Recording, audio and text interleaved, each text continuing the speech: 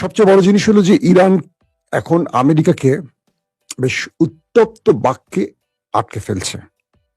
Trump বলছেন ইরানের প্রস্তাবনায় তিনি অসন্তুষ্ট হয়েছেন, তিনি আহত হয়েছেন। তিনি বলছেন যে আমি আশা করিনি ইরান আমাকে এইরকম প্রস্তাব দেবে।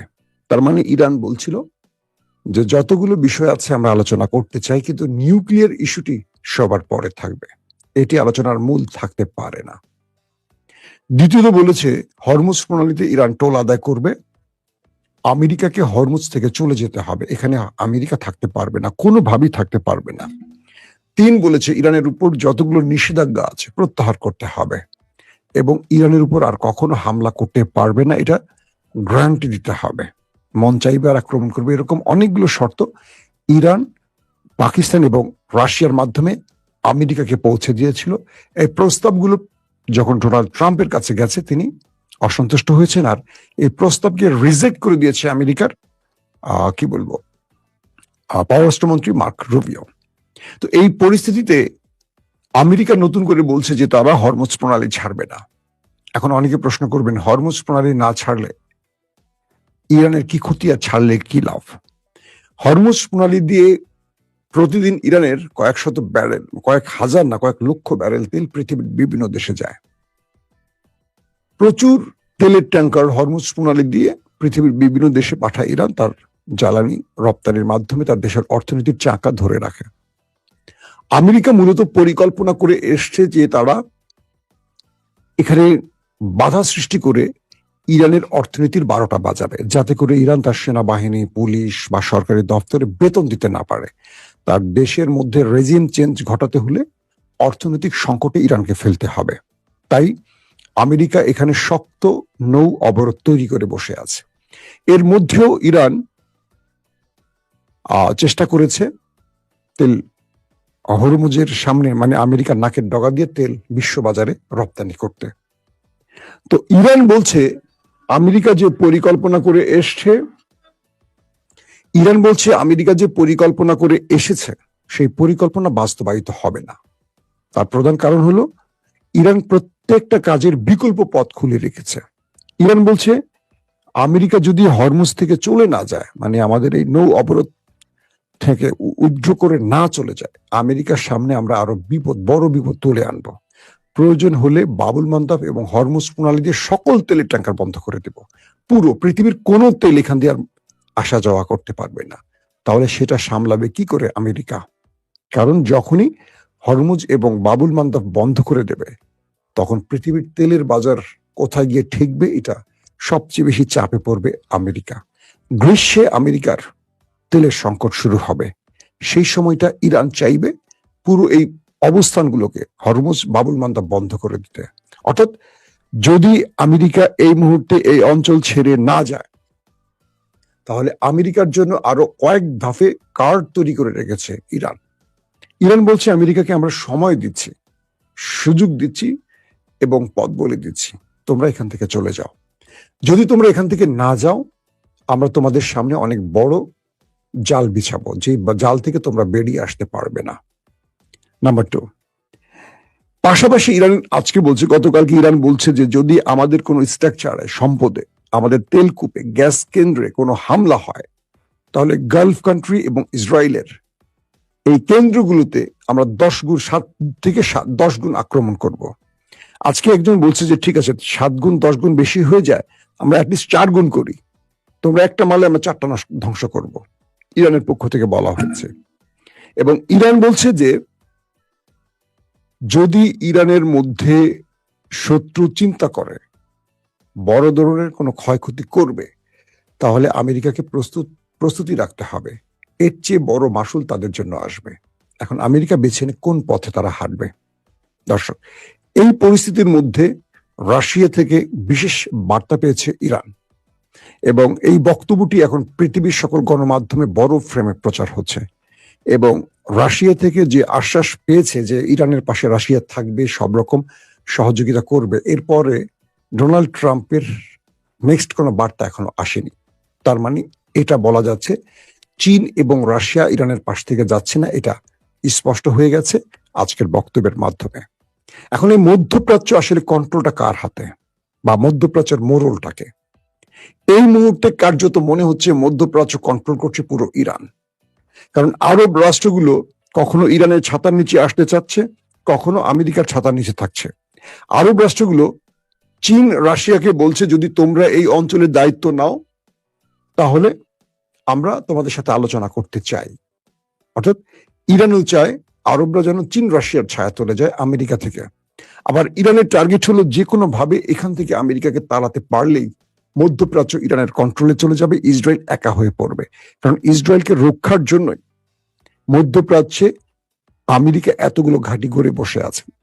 তো এই ক্ষেত্রগুলোতে এখন মনে হচ্ছে আমেরিকার চলে যাওয়ার সময় এসেছে। কারণ আমেরিকাকে আরবরা যেই চোখে এতদিন দেখেছে বাঘে বা সিংহের চোখে, এখন দেখছে তারা ভেড়ার চোখে, যারা ইরানের হাত থেকে নিজেকে রক্ষা করতে পারেনি। এখন আরবরা ভেতরে ভেতরে তাদের পার্টনার খুঁজতেছে, চীন রাশিয়ার সাথে আলোচনা করছে ইরানকে বোঝাতে। আবার ইরান আরবদের বলছে তোমরা আমাকে ভাই মনে করতে পারো, আমাকে শত্রু ভেবো না, আমি তোমাদের জন্য আগ্রাসী নই, দখলদার নই, আমি হামলাকারী নই। ইরান তার মাতৃভূমি বা তার ভূখণ্ড থেকে 1 ইঞ্চি মাটি অতিরিক্ত কখনো দখল করেনি, করবে না, তোমরা নিশ্চিন্তে থাকো। কিন্তু আরবরা বিশ্বাস করতে পারছে না। তো সবকিছু মিলে এই মুহূর্তে লড়াইটা এমন একটি জায়গায় তৈরি হয়েছে যে আরবে মধ্যপ্রাচ্যের মোড়ল কে থাকবে এইটা নির্ধারণের খেলা শুরু হয়ে গেছে। না আমেরিকা ছাড় দিচ্ছে, না ইরান ছাড় দিচ্ছে। শেষ পর্যন্ত আসলে মধ্যপ্রাচ্যের মোড়ল হবেটাকে আমাদের দেশের জন্য। তো ফজলু সাহেব কথা বলবেন, মুখ খুলবেন, আর মানুষ হাসবে, এটা নিয়ে বিতর্ক ছড়াবে, এটা একটা পার্ট আমাদের রাজনীতির। তো ফজলুর রহমান সংসদে দাঁড়িয়ে আজকে কি বললেন, দু একটা অক্ষর বলি। তিনি বললেন কালো শক্তি, যেই কালো শক্তির জন্য তাকে দল থেকে বহিষ্কার করা হয়েছিল, আবার পার্লামেন্টে সেই কালো শক্তি শব্দটা তিনি ব্যবহার করেছেন। তার মানে হলো কালো শক্তির জন্য বিএনপি তাকে যে বহিষ্কার করেছে এটা আসলে দেশবাসীর চাপের কারণে এই কাজটি বিএনপি করেছে। মূলত এই কালো শক্তি শব্দটা বিএনপি ওন করে, কারণ আজকে পার্লামেন্টে সেই শব্দটা তিনি আবারও বলেছেন। 1, 2 নম্বর, তিনি যখন জামাত ইসলাম বিএনপিকে সব রকম রাষ্ট্র পরিচালনায় সহযোগিতা করতে আশ্বাস দিল, জ্বালানি সংকট মোকাবেলায় জামাত যখন সরকারের পাশে থেকে কাজ করার আশ্বাস দিল, যখন তারেক রহমান জামাতের সেই প্রস্তাবিত বিষয়গুলোকে অ্যাকসেপ্ট করে একটা কমিটি গঠন করে দিলেন, অর্থাৎ জামায়াতের 5 জন এবং বিএনপির 5 জন, সরকারের 5 জন, বিরোধী দলের 5 জন, 10 জন মিলে একটি কমিটি নির্ধারণ হয়ে গেল। পুরো বাংলাদেশ বিএনপির প্রশংসা করলো, জামাতের প্রশংসা করলো। কেন প্রশংসা করলো? এই প্রথম পার্লামেন্টে সরকারি দল এবং বিরোধী দল কোনো একটি বিষয় এক হতে পেরেছে, যেটা বাংলাদেশে আমরা সচরাচর কখনো দেখি না। এর দুটো কারণ, তারেক রহমান বাংলাদেশকে এগিয়ে নিতে চান, তার স্বপ্নের বাংলাদেশ গড়তে চান। আর দ্বিতীয়টি হলো জামাত ইসলাম তথাকথিত বিরোধী দল না হয়ে তারা রাষ্ট্রকে গুছিয়ে নেয়ার জন্য বা রাষ্ট্রকে এগিয়ে নেয়ার জন্য সরকারি দলকে সাহায্য করার কি বলবো স্বপ্ন, মানে সাহায্য করতে চান এক কথায়। তো দুটো দলের এই পজিটিভ বিষয়টাকে কিভাবে ধ্বংস করা যায়, যেহেতু বিএনপি জামাত একটা সংসদের মধ্যে গঠনমূলক আলোচনা করছে, সৌহার্দ্যের একটা ব্যাপার তৈরি হচ্ছে, আমরা দেখছি পূর্বের মতো গালিগালাজ চলছে না, কারো বাপ মা তুলে গালিগালাজ হচ্ছে না, জিয়াউর রহমানকে রাজাকার বলা হচ্ছে না, খালেদা জিয়াকে দুশ্চরিত্রা বলা হচ্ছে না, তারেক রহমানকে নানান ভাষায় গালাগাল হচ্ছে না। আবার বিএনপির মধ্যে বিশেষ করে কিছু সম্ভ্রান্ত ভদ্র নেতারা জামাতকে সেই অর্থে গালাগাল দিচ্ছে না। তো তাহলে কি করতে হবে? দিল্লির এজেন্ট বা হাসিনার এজেন্ট তো কিছু আছে বিএনপির মধ্যে, এটা সবাই জানে, এটা তারেক রহমানও জানে, আমি শুধু না তারেক রহমানও জানে। তাদেরকে লেলিয়ে দেয়া হলো যে সংসদকে উত্তপ্ত করো। তাদের মধ্যে এই একজন ফজলুর রহমান, তিনি বাংলাদেশের নিজেকে স্বঘোষিত মুক্তিযোদ্ধা, তার পুরো হিস্ট্রি আমি একটা স্টোরিতে দেখেছিলাম, পিনাকিদা ওইটা নিয়ে স্টোরি করেছে। এই ভদ্রলোকের মুখ থেকে যে কথাগুলো শুনবেন কখনো মুক্তিযোদ্ধা মনে হবে না, মনে হবে এই জাতিকে বিভাজিত করতে চান তিনি সবসময়, মানে তিনি একটা বিভাজিত জাতির পক্ষে। তিনি বলছেন ইউনূসের আমলে কালো শক্তির কারণে এই দেশে রবীন্দ্র চর্চা হয়নি, লালন চর্চা হয়নি, নাটক মঞ্চস্থ হয়নি, এটা হয়নি সেটা হয়নি। তিনি বলেন নাই যে আওয়ামী লীগের মতো কালো শক্তিকে বিদায় করে ইউনূস যে সরকারটি বসছেন তার পেছনে বিএনপি জামাতে সবচেয়ে বড় অবদান ছিল। এই শব্দটা তিনি একবারও বলেন না, কারণ হাসিনার বিদায়টাকে গ্রহণ করতে পারছেন না, মেনে নিতে পারছেন না ফজলুর রহমান, বিএনপির নেতারা, মানে বিএনপির এই ফজলুর রহমানের মতো নেতারা, যাদের নামটা বিএনপিতে কিন্তু সকল কর্মকাণ্ড আওয়ামী লীগের পক্ষে থাকে। এবং আমি দেখলাম ফজলুর রহমানের এই বক্তব্যগুলো আওয়ামী লীগের সোশ্যাল মিডিয়ার কর্মীরা, অ্যাক্টিভিস্টরা, সাংবাদিকরা, বুদ্ধিজীবীরা সমানে পোস্ট করতেছে। এখন বিএনপি নেতার বক্তব্য আওয়ামী লীগের লোকেরা ফেসবুকে ভাইরাল করছে। আমার বন্ধু সাবেক সহকর্মী মঞ্জুরুল আলম পান্না, যিনি সরকারের বিরুদ্ধে ষড়যন্ত্র করতে গিয়ে জেল খেটেছেন, তিনিও দেখলাম সুন্দর করে পোস্ট করেছেন। তাদের কাছে ৭১ এই শব্দটা ৫৪ বছর আগের ৭১টা একটা মূর্তির মতো। মানে তারা আসলে যত লুটপাট আকাম কুকাম করবে এই সাইনবোর্ডটাকে সামনে রেখে করতে চায়, যাতে কেউ কিছু বলতে না পারে। তারা ২৪টাকে গুরুত্ব দিচ্ছে না, তারা ২৪টাকে কখনো মানে মানতে রাজি না, কারণ ২৪ মানলে ৭১ হারিয়ে যাবে। আর ২৪-এ যাদের অবদান কম তারা ২৪কে মূল্যায়ন না করে ৭১কে টেনে আন। কিন্তু এই ২৪ বা ৩৬ জুলাই এই প্রজন্মের, আমাদের প্রজন্মের, আমরা তো ৭১ দেখিনি, কিন্তু মনে রাখবেন এখন যে ভোটার আছে ৭১-এর প্রজন্মের ভোটার খুব কম, সব ৩৬-এর জুলাইয়ের প্রজন্ম। তো আপনারা যত ৭১ কচলাবেন আপনারা তত পেছনে পড়ে যাবেন। বিএনপির কাছে আমার একটা ছোট দাবি থাকবে, আমার ভালোবাসার দল, এখন আর ভালোবাসার দল বলতে পারি না, কষ্ট লাগে, একটু আহত হই। এইসব লোকদেরকে পার্লামেন্টে এনে পার্লামেন্টের মধ্যে বিভক্তি ছড়িয়ে যদি দেশকে এগিয়ে নিতে পারেন তাহলে ঠিক আছে। আর যদি দেশকে পিছিয়ে নেওয়ার টার্গেট থাকে তাহলে আপনারা যা খুশি করেন। আপনাদের পরিণতি হাসিনার মতো হতে পারে। এই শব্দটা হাসিনাকে আমরা ১৫ বছর বলে আসছি, হাসিনা আমাদের গোনায় ধরে নাই।